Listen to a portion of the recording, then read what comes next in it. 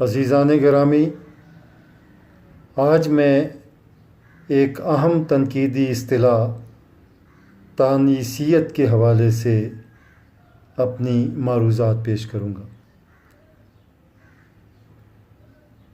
کائنات کا یہ ایک فطری اصول ہے کہ نسل انسانی کی بقا کے لیے اور اسے آگے ترقی دینے کے لیے ہمیشہ مرد اور عورت کا باہمی تعاون اور عملی اشتراک درکار ہوتا ہے۔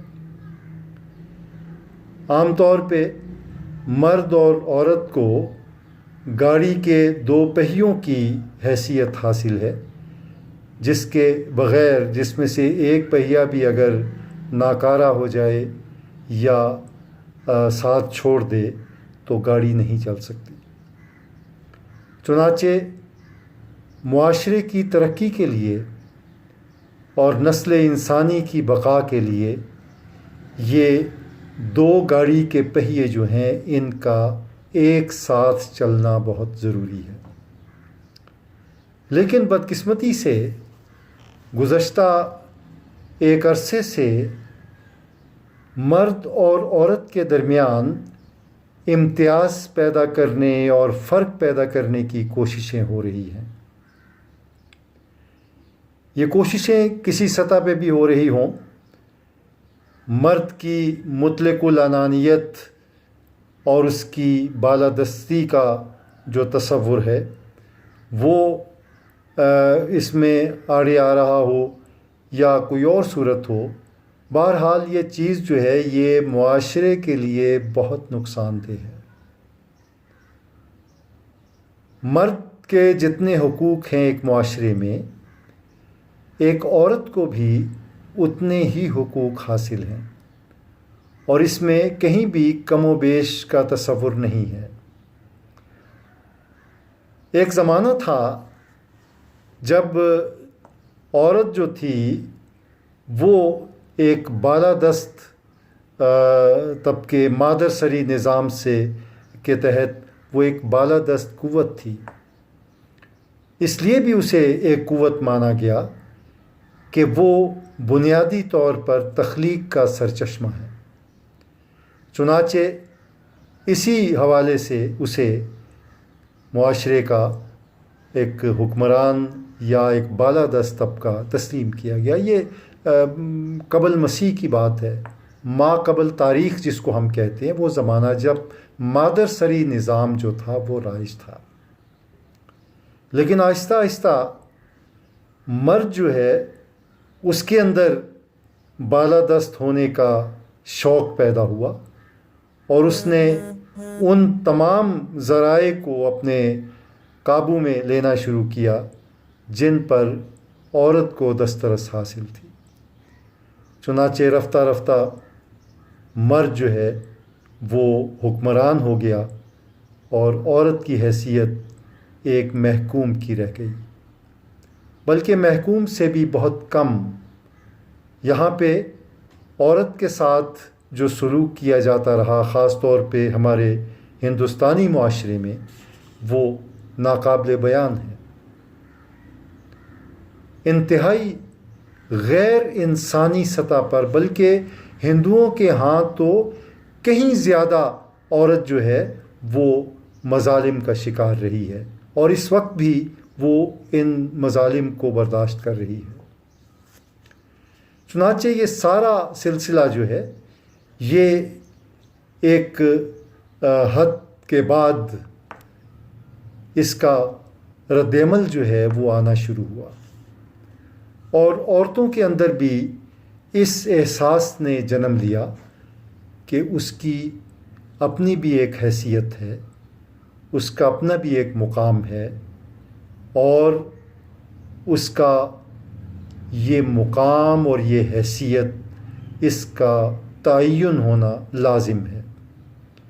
چنانچہ اسی حوالے سے یہ تحریک جو ہے اس نے جنم لیا، جسے ہم تحریک نسواں کا بھی نام دیتے ہیں، تحریک حقوق نسواں کا نام دیتے ہیں، نسائیت کی تحریک، تانیثیت کی تحریک، چنانچہ یہ سلسلہ جو ہے یہ دھیرے دھیرے آگے بڑھا اور اس نے اتنی طاقت حاصل کر لی کہ مرد کو مجبوراً عورت کے حقوق جو ہیں وہ ادا کرنے پڑے اور اس کو اس کا مقام دینا پڑا۔ یہ ایک طویل تاریخ ہے اور اس سلسلے میں جو کوششیں ہیں وہ ایک لمبی کہانی ہے، میں ان کی تفصیل میں نہیں جاؤں گا کیونکہ اس کے لیے زیادہ وقت درکار ہے۔ اس سلسلے میں تانیثیت کے حوالے سے جو مضامین لکھے گئے یا جو کتابیں تصنیف ہوئیں ان کا مطالعہ آپ کے لیے مفید ہوگا تاکہ اس پس منظر کو آپ جان سکیں جو اس تحریک کا رہا ہے۔ چنانچہ اس کے بعد یہ ایک اصطلاح کی صورت اس نے اختیار کر لی اور یہ ہماری تنقید میں رائج ہوئی اور نقادوں کو باقاعدہ اس حوالے سے قلم اٹھانا پڑا، کیونکہ یہ آواز جو اٹھی تھی تانیثیت کے حق میں یہ اتنی مضبوط آواز تھی کہ اس کو روکنا یا اس کو دبانا کسی کے اختیار میں نہیں تھا۔ تانیثیت کو انگریزی میں فیمنزم کہا جاتا ہے، نسائیت بھی اس کو کہتے ہیں۔ چنانچہ یہ اصطلاح جو ہے جب بھی ذہن میں آتی ہے تو فوراً عورت کے اوصاف اور اس کا کردار جو ہے وہ ہماری نگاہ میں آ جاتا ہے۔ چنانچہ تانیثیت سے عام طور پر عورتوں کے حقوق اور ان کے اوصاف مراد لیے جاتے ہیں اور اس میں ایک معاشرتی ادراک بھی شامل ہے، تہذیبی اور تاریخی اور نفسیاتی شعور بھی شامل ہے، جس نے رفتہ رفتہ عورت کو مضبوط قدموں پہ استوار کیا اور اسے یہ شعور بخشا کہ اس معاشرے میں اس کے بغیر کوئی بھی کام ممکن نہیں، اور وہ جو اقبال نے کہا تھا کہ وجود زن سے ہے تصویر کائنات میں رنگ، تو اس کی صداقت میں کوئی شبہ نہیں۔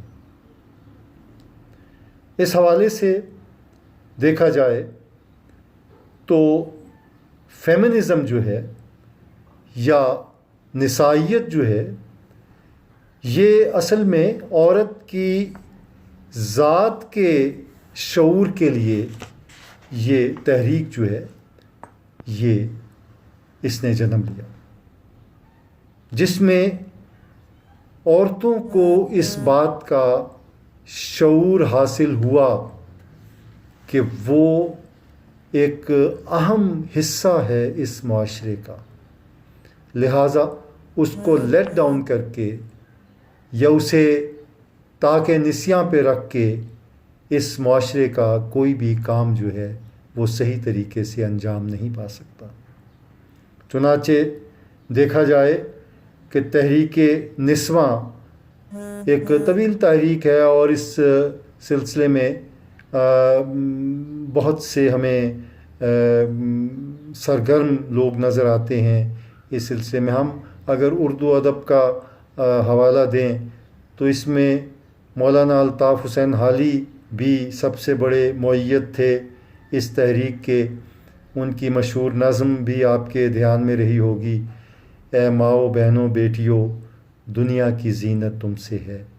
ایک بہت گہرائی میں جا کے انہوں نے عورت کے حقوق کی بات کی اور اسے اس کے وجود کا احساس بخشا اور اس کے مقام کا شعور عطا کیا۔ اس حوالے سے بنیادی جو مقصد تھا تانیثیت کا یا حقوق نسواں کی تحریک کا، وہ عورتوں کو ان کے حقوق دلوانا تھا، ان کے رائٹس جن کا انہیں احساس تھا، ادراک تھا اور جس کے لیے وہ سرگرم عمل تھی۔ چنانچہ بغور دیکھیں تو دراصل تانیثیت جو ہے وہ بعض اہم سوالات جو ہیں وہ اٹھاتی ہے، اور اس میں ایک تو یہ ہے کہ عورت کو اس کا جائز مقام دیا جائے معاشرے میں، اور دوسری یہ ہے کہ عورتوں کے سیاسی، آئینی، قانونی حقوق کے تحفظ کی جانب قدم اٹھایا جائے، ان کا تحفظ کیا جائے۔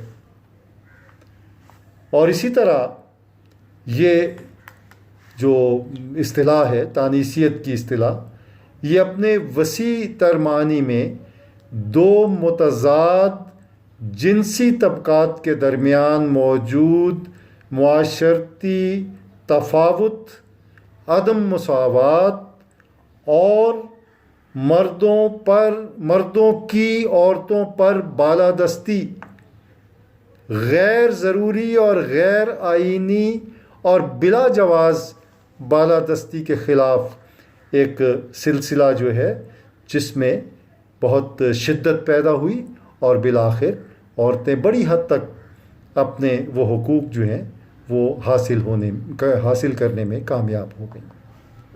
بہرحال ان سب باتوں میں جو تعریفیں کی گئیں، کسی نے کہا کہ تانیثیت جو ہے وہ عورتوں کی جد و جہد، عورتوں کے لیے اس کا نام ہے۔ کسی نے کہا کہ عورتوں کے حقوق کو حاصل کرنے کا ایک عمل ہے تانیثیت۔ کسی نے کہا کہ تانیثیت جو ہے وہ اس فرق کو ختم کرنے کی سعی ہے جو مردوں نے قائم کر دیا ہے، اور عورتوں کو اپنے سے کم تر خیال کر کے اسے معاشرے کا ایک غیر ضروری حصہ قرار دے دیا، اسے محض ایک تخلیق کا سلسلہ جو ہے اس سے وابستہ کر دیا، یا اسے محض گھرداری کے لیے اسے رہنے دیا کہ وہ اس کام کے لیے ہے کہ گھرداری کرے، ہاؤس وائف کے طور پہ زندگی گزارے۔ تو عورتوں نے کہا کہ یہ بات تو نہیں، ہمیں بھی اللہ نے عقل دی ہے، ہمیں بھی شعور دیا ہے، جتنا دماغ مرد کا ہے اتنا ہم بھی سوچتی ہیں، ہم بھی اسٹرگل کرتی ہیں، کھیتوں میں عورتیں بھی کام کرتی ہیں، مردوں کے شانہ بشانہ وہ جفاکشی کے کام جو مرد ہی انجام دے سکتا ہے وہ عورتیں بھی انجام دیتی ہیں۔ یہ عملی طور پہ آج کی عورت نے ثابت کر دیا۔ آپ کبھی بھٹے مزدوروں کو جا کے دیکھیں، ان میں اکثریت جو ہے وہ عورتوں کی ہے۔ مٹی سے اینٹیں بنانے کا عمل، اور پھر ان کو پکانے کا، اینٹوں کو پکانے کا عمل، پھر کنسٹرکشن کے عمل میں ایک مزدور کے طور پہ سر پہ 12 16 اینٹیں اٹھا کے چلنا۔ ہم نے تو ایسا بھی دیکھا ہے کہ اگر ماں ہے اور شیر خوار بچہ ہے تو پیچھے اس نے اپنے چادر سے بچے کو باندھا ہوا ہے اپنی کمر کے ساتھ، اور دونوں ہاتھوں سے کام کر رہی ہے۔ تو دیکھا جائے اگر تو مرد سے کہیں زیادہ کھیت کھلیان کا جو کام ہے سارا وہ عورت نے سنبھالا ہوا۔ اب کٹائی کا جو موسم، آج کل کٹائی کا موسم ہے، آپ دیکھیں کہ مردوں کے ساتھ عورتیں بھی جو ہیں وہ درانتی لے کے تو فصلیں کاٹنے میں مصروف ہیں۔ کون سا وہ شعبہ ہے جس میں عورت جو ہے وہ مرد سے پیچھے رہ گئی ہو؟ اس نے عملی طور پہ ثابت کر دیا، اس نے کہا ٹھیک ہے جسمانی اعتبار سے میں کمزور ہو سکتی ہوں، لیکن ہمت کے اعتبار سے میں کسی بھی صورت مرد سے کمتر نہیں۔ بہرحال ان ساری جو تعریفیں کی گئیں یا جو اس کی تفہیم کی گئی تانیثیت کی، اس میں ایک بات جو ہے وہ مشترک ہے سب میں، اور وہ یہ کہ تانیثیت دراصل معاشرے میں عورت کے درست مقام کے تعین کا نام ہے، کہ عورت کا صحیح مقام اور اس کا سٹیٹس جو ہے اس کو قائم کیا جائے۔ اصطلاحاً اگر اس کو ہم استعمال کریں تو اس میں عورت میں ذاتی شعور کا احساس اس کی ذات کی انفرادیت، مساوات اور اس کے حقوق کا حصول، سیاسی، معاشرتی، معاشی، مذہبی اور سماجی حیثیت کا تعین، یہ ساری چیزیں جو ہیں وہ، اور سب سے بڑی بات یہ کہ عورت کے وجود کو تسلیم کیا جائے، اسے محض ایک جوڑے کا ایک حصہ ہی نہ قرار دیا جائے۔ نر اور مادہ تمام جانداروں کے جوڑے ہیں، تو اس میں ایک مادہ کی حیثیت محض اسے نہ دی جائے، بلکہ ایک باشعور انسان کی حیثیت دی جائے، جو ایک اہم کل پرزہ ہے اس مشین کا جو معاشرے کو چلا رہی ہے۔ تو یہ بہت اہم بات ہے۔ سب سے پہلے تو ہمیں اس بات کو سمجھنے کی ضرورت ہے کہ یہ تانیثیت کا سلسلہ شروع کیوں ہوا، وہ کون سے اسباب تھے، کون سی وجوہات تھیں جن سے یہ تانیثیت جو ہے اس نے جنم لیا۔ اس سلسلے میں اگر ہم دیکھیں تو ایک اہم تنقید کا نام ہے دیوندر اسر، بہت کمال کے نقاد ہیں اور عام طور پہ نفسیاتی تنقید کے زمرے میں آتے ہیں، اور بہت اہم نفسیات پہ انہوں نے لکھا ہے، اور میں سمجھتا ہوں کہ انہیں کلیدی حیثیت حاصل ہے۔ دیوندر اسر انہوں نے ایک تشخص کی تشویش اور لبریشن کا جشن، یہ ان کا ایک مضمون ہے۔ اس میں وہ لکھتے ہیں کہ تانیثیت ایک ایسی اصطلاح ہے جس کے مخصوص معنی متعین کرنا ممکن نہیں۔ یہ ایک غیر معین کثیر المعانی تصور ہے جس میں مختلف نوع ایشوز اور رویے شامل ہیں۔ مرد غالب معاشرہ یعنی مرد غالب معاشرہ اور پدری نظام سے لے کر معاشی استحصال، جنسی جبر اور دہشت تک، غیر مساوی حقوق، سماجی ناہمواری، قانونی عدم تحفظ، متضاد منافقانہ اخلاقی اقدار اور فرسودہ خاندانی اور ازدواجی رشتوں سے لے کر کاروباری اور سیاسی اقتدار تک سب کچھ اس میں شامل ہے۔ چنانچہ اس بات پہ جو دیوندر اسر صاحب نے کہی، اس پہ اگر غور کیا جائے اور اس اصطلاح کو دیکھا جائے تو یہ بات واضح ہو جاتی ہے کہ تانیث یا تانیثیت یا تحریک نسواں یا نسائیت یا جنبش زنا، یہ بھی ایک تحریک، فارسی میں اس کو جنبش زنا یعنی عورتوں کی تحریک سے مراد، یہ جو بھی ان کے نام ہیں، ان سے عورتوں کا اپنا تشخص اور اس کی تلاش رہا ہے۔ مکمل انسانی وجود، شعور ذات اور مساوی حقوق فیمنزم کے بنیادی مقاصد ہیں۔ یہ تحریک ان مقاصد کے حصول کے لیے نظریاتی اور عملی سطح پر سرگرم عمل رہی ہے، اور اس تحریک کے زیر اثر پیدرسری معاشرے میں، پیدرسری پیدر باپ کو کہتے ہیں، پہلے مادرسری معاشرہ تھا جس کے رد عمل میں یہ پیدرسری معاشرہ وجود میں آیا، جس میں مرد کو بالادستی حاصل ہے۔ پیدرسری معاشرے میں عورت کے مقام کا تعین نئے سرے سے ہونا چاہیے، اور ہو بھی رہا ہے اور ہوا بھی ہے۔ ہماری ایک بہت ایکٹیوسٹ شاعرہ رہی ہیں جن کا نام فہمیدہ ریاض ہے، ان کی بہت مساعی ہیں فیمنزم کے سلسلے میں، شاعری ان کی اپنی جگہ پہ، شاعری میں بھی انہوں نے تانیثیت کی ہی بات کی اور عورتوں کے حقوق کی ہی بات کی۔ ان کا ایک مضمون ہے کہ فیمنزم اور ہم، اس میں وہ نسائی شعور کے حوالے سے یہ بات کہتی ہیں کہ نسائی شعور کی روایت ہمارے ثقافتی رجحان، جسے کلچرل مائنڈ سیٹ جسے کہا جاتا ہے، اس کی ترجمانی یہ نسائی شعور کرتا ہے۔ یہ خواتین کے ادراک و شعور کا آئینہ دار ہے۔ یہ بہت اہم بات جو فہمیدہ ریاض صاحبہ نے کہی۔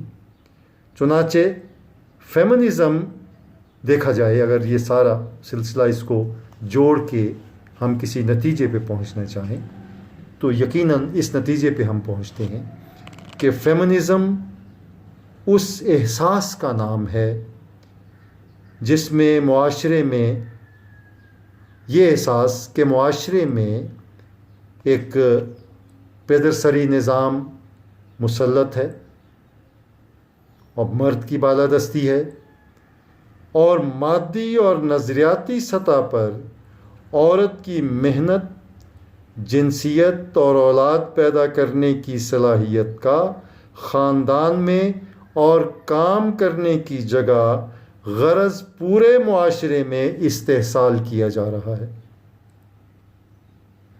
یہ بڑی پتے کی بات ہے اور نتیجہ جو ہے بالکل نپے تلے انداز میں نکلتا ہے کہ کن سطحوں پہ استحصال ہو رہا ہے۔ محنت کی سطح پہ اس کی محنت جو ہے اس کو ایکسپلائٹ کیا جا رہا ہے۔ جنسیت کی سطح پر اس کی جو تخلیقی صلاحیت ہے، اولاد پیدا کرنے کی صلاحیت ہے، اس حوالے سے، اور خاندان میں اور کام کرنے کی جگہ جو ہے جہاں پہ وہ کام کرتی ہے، اور اس پہ یہاں پہ خاص طور پہ اور پورے معاشرے میں عام طور پہ اس کا استحصال کیا جا رہا ہے۔ وہ تمام مرد اور عورتیں جو اس حالت کو بدلنا چاہتے ہیں وہ فیمنسٹ کہلاتے ہیں۔ فیمنسٹ جو فیمنزم تحریک کے حامی ہیں اور مؤید ہیں اور اس میں عملی طور پر وہ شامل ہیں۔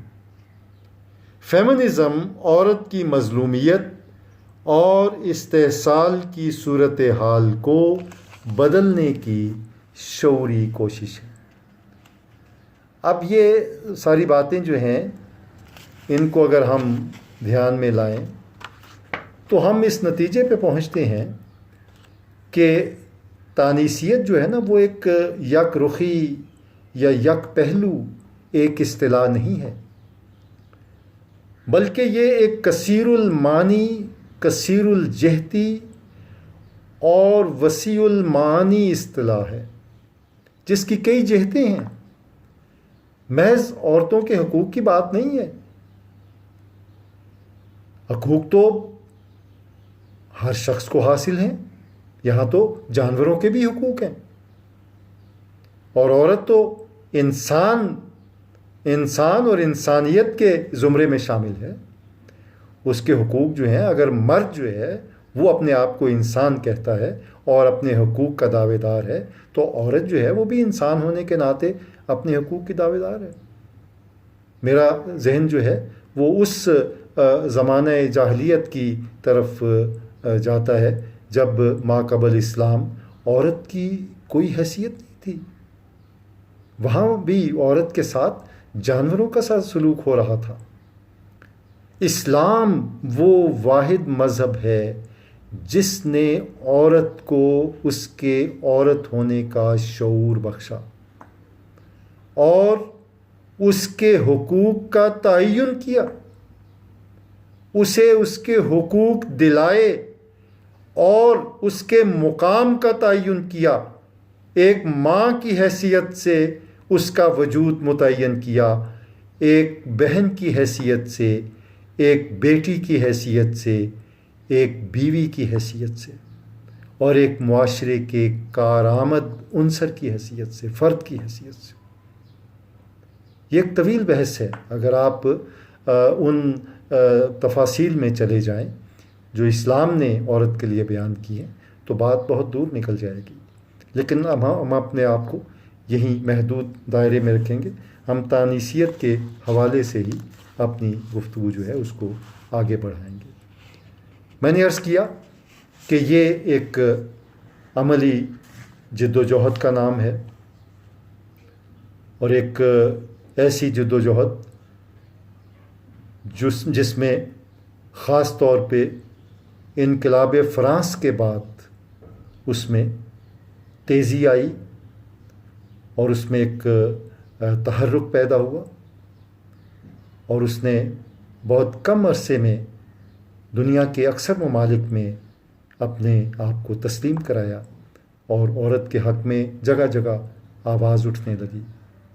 چنانچہ سب سے پہلی تانیثی مصنفہ جس خاتون کو کہا جاتا ہے وہ میری والسٹون کرافٹ اس کا نام ہے.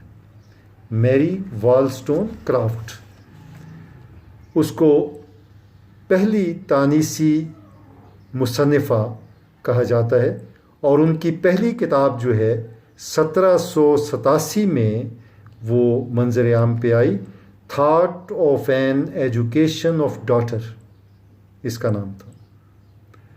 اور دوسری جو مشہور زمانہ ان کی کتاب ہے 1792 میں وہ منظر عام پہ آئی، اس کا نام ہے A Vindication of the Right of Women. تو یہ کتاب جو ہے اسے تحریک نسواں کی طرف پہلا قدم سمجھا جاتا ہے. اب اس کے جواب میں یہ جو کتاب انہوں نے لکھی ونڈیکیشن آف رائٹ آف مین، یہ اصل میں اس کے جواب میں لکھی گئی تھی جو منڈبرگ کی تصنیف ہے، جس نے مرد کے حقوق کا علم اٹھا لیا. اس نے کہا عورتوں کے حقوق ہیں تو بھائی مرد کے بھی حقوق ہیں. ونڈیکیشن آف رائٹ آف مین 1790 میں یہ چھپی، اور اس کے جواب میں جو میری والسٹون کرافٹ کی جو کتاب آئی وہ ہے vindication of the right of women. یہ 1702 سال بعد یہ کتاب سامنے آئی. اس میں پھر اس نے واضح طور پہ بتایا کہ عورتوں کے حقوق ہیں کیا، اور ان کو کس طرح سے ان کے حق میں آواز اٹھائی جا سکتی ہے. تو میری والسٹون جو تھیں انہوں نے عورتوں کی ابتدائی تعلیم کی طرف توجہ دلائی معاشرے کو، اسے جنسی آزادی کے حق میں آواز اٹھائی، سماجی حق کے بارے میں بات کی، اور ان کے مطابق میری والسٹون کے مطابق عورتوں کو بھی تعلیم حاصل کرنے کے اتنے حقوق ملنے چاہیے جتنے مردوں کو میسر ہیں. مردوں کے برابری کا دعویٰ کیا. انہوں نے کہا کم پہ ہم راضی نہیں ہوں گے. اتنے ہی حقوق تعلیم کے سلسلے میں جگہ جگہ کئی ممالک میں، بلکہ پاکستان بھی ان میں شامل ہے، جن میں عورتوں کے تعلیم حاصل کرنے پر میں کئی رکاوٹیں تھیں، پابندی تھی. عورت کو اس قابل ہی نہیں سمجھا گیا کہ وہ تعلیم بھی حاصل کر سکتی ہے. چنانچہ دنیا کی نصف آبادی جو عورتوں پر مشتمل تھی نہ صرف تعلیم کے حوالے سے محرومیوں کا شکار تھی بلکہ سماجی حوالے سے بھی، اور دیگر حقوق بھی جو ہیں وہ ریاست کا ایک اول درجے کا شہری جو ہے وہ اسے حق حاصل نہیں تھا. دوسرے درجے کا شہری جو سلوک ہمارے ساتھ غیر ممالک میں کیا جاتا ہے نا، خاص طور پہ عرب ریاستوں میں پاکستانیوں کے ساتھ، ہم کبھی بھی وہاں اول درجے کے شہری نہیں بن سکے. ثانویت حاصل ہے ہمیں، ثانوی درجہ. وہی ہمارے معاشرے میں عورت کو انہوں نے سمجھا ہوا تھا. عورتوں کو اب تو کئی معاشرے جو ہیں ان میں عورت کو اولیت حاصل ہے، لیڈیز فرسٹ. یہ کیسے یہ باتیں جو ہیں سامنے آئیں کہ پہلے خاتون، پہلے آپ آئیے. تو یہ ایک بڑا اہم قدم تھا. تو میری والسٹون کرافٹ کا یہ بہت بڑا کنٹریبیوشن ہے کہ اس نے منڈبرگ کی کتاب کے جواب میں، یعنی مردوں کے حقوق کے جو دعویٰ کیا گیا اس کے جواب میں اس نے علم اٹھایا اور وضاحت کی. اس نے کہا کہ اس طرح کام نہیں چلے گا. آپ نرے مردوں کے حقوق کی بات کرتے رہیں اور عورتوں کو نظر انداز کر دیں. ادبی سطح پہ دیکھا جائے تو بہت اہم نام ورجینا وولف، بہت اہم نام ہے. ان کی کتاب تھی A Room of One's Own. اس کے بعد لینن نے اس بارے میں ایک کتاب لکھی origin of family and state. Lenin کی کتاب ہے. مارکس کا داس کیپیٹل. پھر سیمون ڈی بوار ایک اہم خاتون رائٹر ہیں. ان کی کتاب دا سیکنڈ سیکس بہت اہم کتاب ہے، بلکہ تانیثیت کا جب بھی ذکر آتا ہے تو سیمون ڈی بوار کا نام جو ہے وہ سر فہرست ہوتا ہے. اور اس کے بہت سے جو نظریات ہیں وہ نہ صرف روبہ عمل رہے ہیں بلکہ تانیثیت کی اساس انہیں تصور کیا جاتا ہے. اسی طرح the nature of second sex, یہ بھی ان کی کتاب. پھر جولیا کرسٹووا، ان کی کتاب ہے new melodies of the soul. New melodies of the soul. اس میں انہوں نے نسائی حیثیت کا ذکر کیا کہ عورت جو ہے وہ صاحب احساس ہے، اور اس کا احساس جو ہے وہ تو بہت نازک آبگینوں کی طرح نازک ہے. اسے محسوس ہی کیا جا سکتا ہے. وہ تو خوشبو کی طرح ہے جسے محسوس کیا جا سکتا ہے. بہرحال بہت مسائل جو ہیں وہ اس سلسلے میں سامنے آئی ہیں. تو جولیا کرسٹووا کا یہ بڑا کنٹریبیوشن ہے the new melodies of the soul. تو اس کتاب کو فیمنزم کی بائبل کہا جاتا ہے. یہ کتاب جو ہے نا، یہ جولیا کرسٹووا کی new melodies of the soul, اس کتاب کو فیمنزم کی بائبل کہا جاتا ہے. اس سے آپ اندازہ کر لیں کہ یہ کتاب جو ہے یہ کس پائے کی ہے اور اس کا کیا کنٹریبیوشن ہے. عزیزان گرامی، میرے لیکچر کا پہلا حصہ تانیثیت کے حوالے سے اپنے اختتام کو پہنچتا ہے. اب تک میں نے تانیثیت کے مفہوم کو واضح کرنے کی کوشش کی اور یہ بتایا کہ تانیثیت کی اصطلاح کس طرح وجود میں آئی اور کس طرح اس نے ایک تحریک کی صورت اختیار کی اور کس طرح یہ روبہ عمل ہوئی اور کس طرح سے اہم مصنفین نے اس میں کنٹریبیوٹ کیا اور اس کے تصور کو اجاگر کیا فیمنزم کے، اور اسے معاشرے میں ایک صحیح مقام دلانے میں اہم کردار ادا کیا. میرے لیکچر کا دوسرا حصہ جو ہے وہ بھی تانیثیت سے متعلق ہوگا کہ اردو تنقید جو ہے اس میں تانیثیت جو ہے اس کا کیا کانسیپٹ ہے اور کس طرح سے اردو تنقید نے ایک نیا رخ اختیار کیا اور عورتوں کی تخلیقات ہیں. آپ یہ سن کے حیران ہوں گے. یہ کہا جاتا ہے کہ عورت جو ہے وہ سوچنے سمجھنے میں مردوں سے بہت پیچھے ہے. مجھے آپ قرۃ العین حیدر جیسے ناول نگار لا کے دکھا دیں، کوئی ایک مرد بھی اس کے مقابلے کا ناول نگار بتا دیں.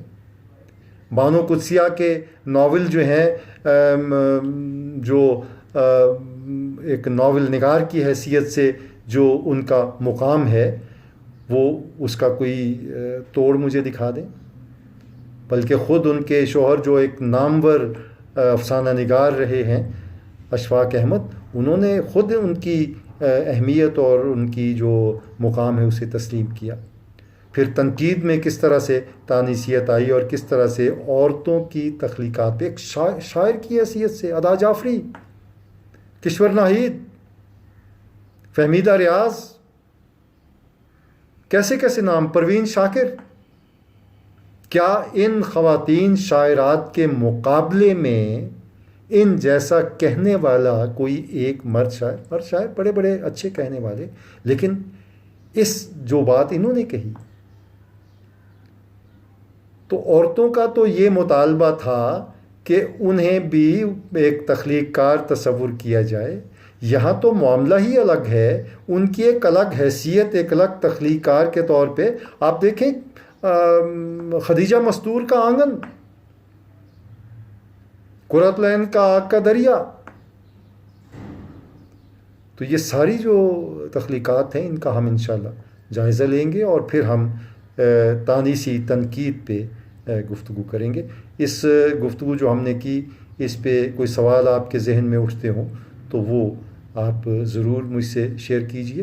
ابھی اس پہ اسائنمنٹ آپ نے نہیں لکھنی، جب یہ مکمل ہو جائے گا تو پھر اس پہ انشاءاللہ کوئی لکھنے کا سلسلہ ہم شروع کریں گے. آپ کا بہت بہت شکریہ. اپنا خیال رکھیے، اپنے آپ کو محتاط، اپنی فیملی کو محتاط. جو وبا ہے اس سے بچنے کے جو طریقے بتائے گئے ہیں ان پہ عمل کیا جائے. اللہ آپ کا حافظ و ناصر.